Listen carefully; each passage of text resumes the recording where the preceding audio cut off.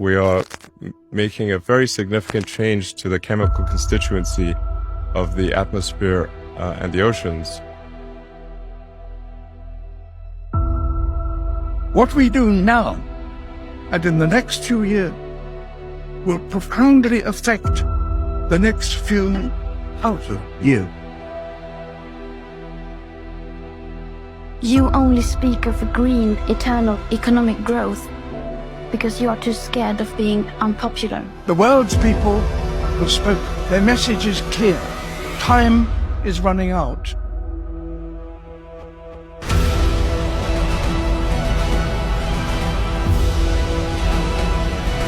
The amount of carbon dioxide in the atmosphere now is 50% higher than it was in 1900. Now, in the space of one human lifetime, indeed, in the space of my life, all that has changed. If we don't protect nature, we can't protect ourselves. Baik, mari kita bersatu dalam doa. Tuhan, terima kasih untuk hari ini Bapak. Sebentar lagi kami akan presentasi. Kiranya apa yang kami presentasikan bisa menjadi pedoman hidup kami ke depannya dan pelajaran Bapak. Terima kasih Tuhan, terpujilah nama-Mu. Haleluya. Amin. Kita akan membahas materi mengenai memelihara alam sebagai anak Tuhan.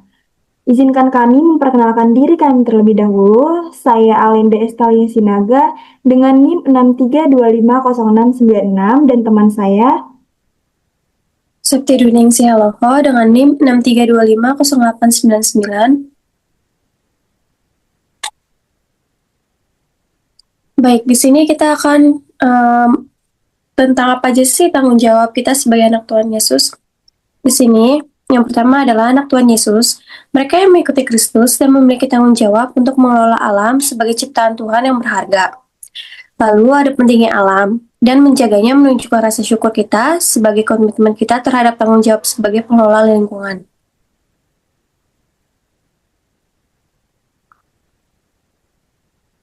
Selanjutnya adalah relevansi memelihara alam. Yang pertama itu ada kasih Tuhan. Kasih Tuhan tercermin dalam tindakan kita untuk menghargai, menjaga ciptaannya, menjadikan lingkungan sebagai bagian dari kehidupan sehari-hari. Yang kedua itu adalah hidup selaras. Tindakan nyata dalam menjaga alam termasuk mengurangi limbah dan melestarikan sumber daya alam demi keberlanjutan masa depan. Selanjutnya, tindakan nyata. Hidup selaras dengan alam mengajarkan kita untuk menjadi teladan dalam menciptakan keseimbangan yang harmonis antara manusia dan lingkungan. Selanjutnya ada menguasai dan memelihara bumi menurut Alkitab. Di sini, anak Tuhan Yesus diingatkan untuk menjaga dan memelihara bumi sesuai amanat Tuhan, memastikan alam tetap harmonis dan seimbang dalam ciptaannya.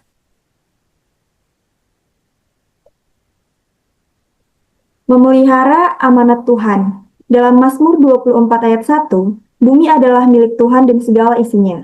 Ini menegaskan tanggung jawab kita untuk menjaga dan melestarikan ciptaannya.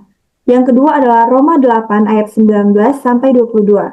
Ayat ini menggambarkan bagaimana alam menantikan pembebasan, mengingatkan kita bahwa tindakan kita berdampak pada keseluruhan ciptaan Tuhan. Yang ketiga adalah Amsal 12 ayat 10. Itu akan dibagi 3. Yang pertama adalah peduli. Amsal 12 ayat 20 mengajarkan kita bahwa orang benar menjaga dan peduli terhadap makhluk hidup, menunjukkan betapa berharganya semua ciptaan Tuhan. Yang kedua, menyayangi.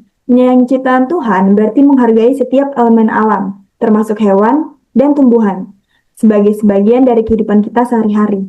Yang terakhir adalah hikmat. Memahami hakikat kehidupan alam adalah hikmat yang mendorong kita untuk hidup dalam harmoni dengan lingkungan dan menjaga ekosistem, keseimbangan ekosistem.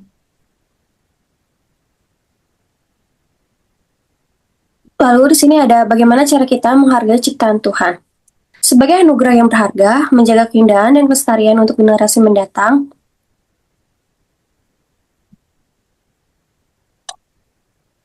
keseimbangan dan keberlanjutan alam, menghindari perilaku merusak. Menjaga keseimbangan alam adalah tanggung jawab kita sebagai anak Tuhan Yesus. menghindari tindakan merusak lingkungan yang berdampak negatif. Teladan ramah lingkungan dalam setiap tindakan, kasih Tuhan sebagai pedoman kita untuk merawat ciptaannya, untuk menginspirasi perilaku ramah lingkungan dalam kehidupan sehari-hari. Di sini juga terbagi dalam 3 dalam menghargai anugerah Tuhan. Yang pertama ada anugerah yang perlu kita hargai dan rawat sebagai wujud syukur kita atas kasih-Nya. Yang kedua ada tanggung jawab untuk menjaga alam, bukan hanya untuk diri sendiri, tetapi juga untuk generasi yang akan datang. Dan yang terakhir adalah kasih, mengasihi ciptaannya dengan berusaha menjaga dan melestarikan lingkungan hidup kita.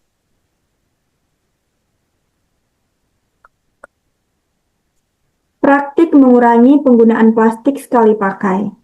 Langkah awal yang paling penting adalah mengurangi penggunaan plastik itu untuk melindungi lingkungan.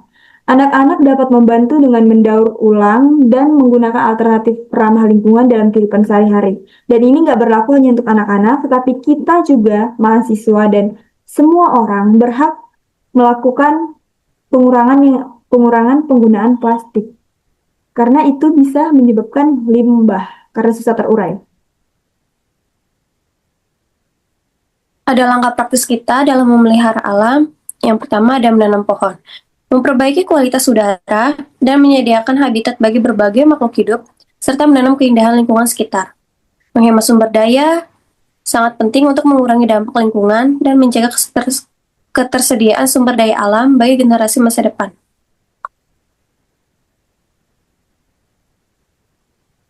Praktik ramah lingkungan yang bisa kita lakukan itu dibagi 3. Yang pertama, daur ulang. Mengurangi sampah melalui daur ulang membantu menjaga kebersihan lingkungan dan mengurangi limbah yang berakhir di tempat pembuangan. Yang kedua, hemat energi. Menghemat listrik dan air tidak hanya mengurangi tagihan, tetapi juga mengurangi dampak negatif terhadap lingkungan kita yang berharga. Yang terakhir adalah dukung komunitas. Melibatkan diri dalam kegiatan gereja, peduli lingkungan, memperkuat ikatan komunitas, dan menciptakan dampak positif bagi lingkungan sekitar kita.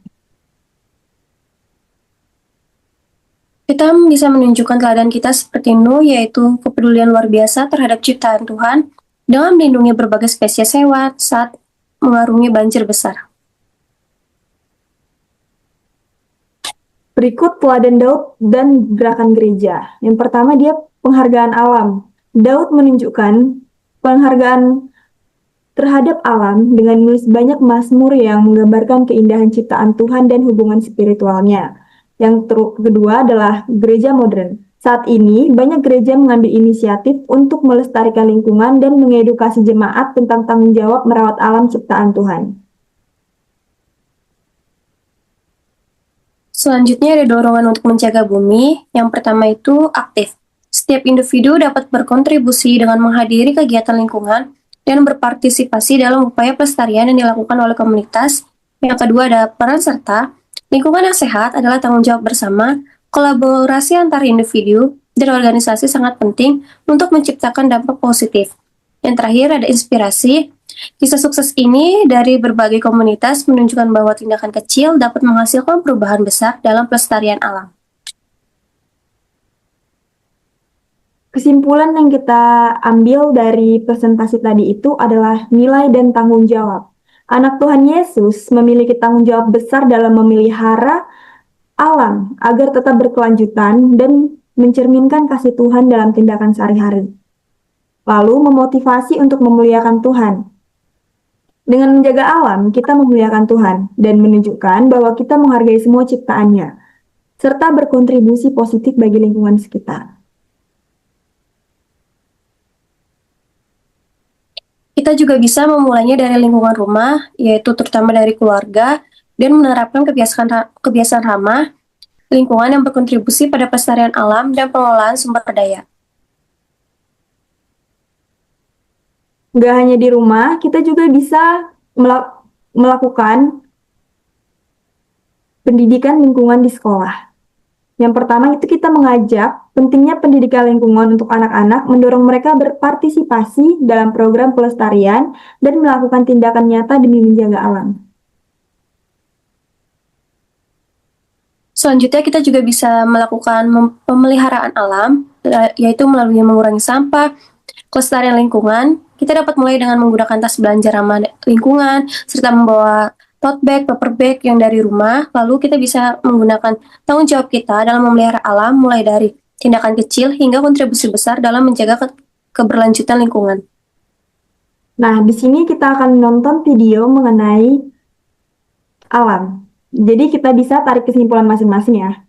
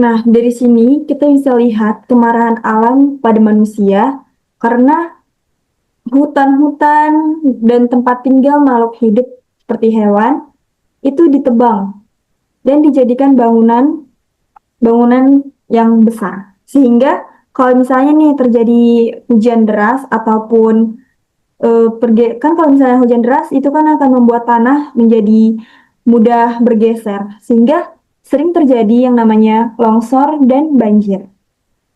Kak Septia bisa menjelaskan mengenai contoh kasusnya.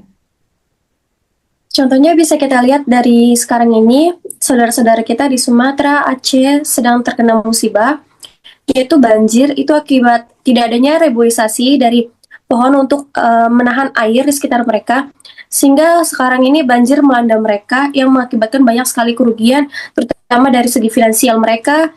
Di situ juga adanya kekurangan sadar diri kita terhadap lingkungan kita. Nah, jadi teman-teman, presentasi kita ini bertujuan untuk menyadarkan teman-teman sekalian bahwa penting sekali untuk menjaga alam. Mengapa? Karena alam ini adalah tempat kita hidup. Jadi kalau misalnya kita merusak alam, berarti kita merusak tempat tinggal kita. Ini akan membuat kita rugi juga. Gak hanya kita, tetapi hewan juga akan rugi. Mereka akan kehilangan tempat tinggal. Dan hal sepele seperti membuang sampah pada tempatnya aja kita susah loh. Jadi teman-teman, saran dari kami, kiranya kita mulai sadar dari sekarang. Kalau misalnya kita belum sadar bahwa membuang sampah pada tempatnya itu penting, sekarang ayo sadar, udah mau Natal, pengakuan dosa. Jadi kita harus sadar. Sekarang aku kalau misalnya mau belanja kemana-mana, aku buang sampahnya pada tempatnya. Terus kalau ke Indomaret atau ke pasar swalayan lainnya, kita bisa bawa keranjang sendiri. Jangan harus pakai apa-apa pakai plastik gitu. Gimana menurut kakak? Benar, kita harus bisa menyediakan semuanya itu dari kita sendiri. Karena semua yang kita mulai itu, kalau nggak kita dari diri kita sendiri, akan susah untuk berkelanjutan di lingkungan kita sekitarnya. Oke, jadi sebelum mengakhiri presentasi kami akan menutupnya dengan lagu pujian yang diambil dari Kidung Jemaat nomor 101 yang berjudul Alam Raya Berkumandang.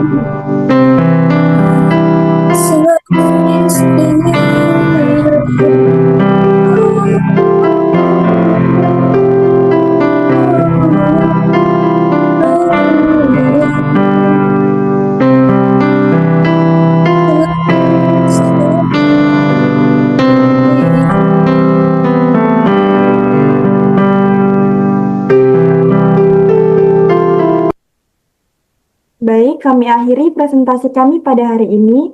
Saya Alenda Estalia Sinaga dan Septia Dwi Ningsih Haloha pamit undur diri. Shalom. Bye-bye. Bye.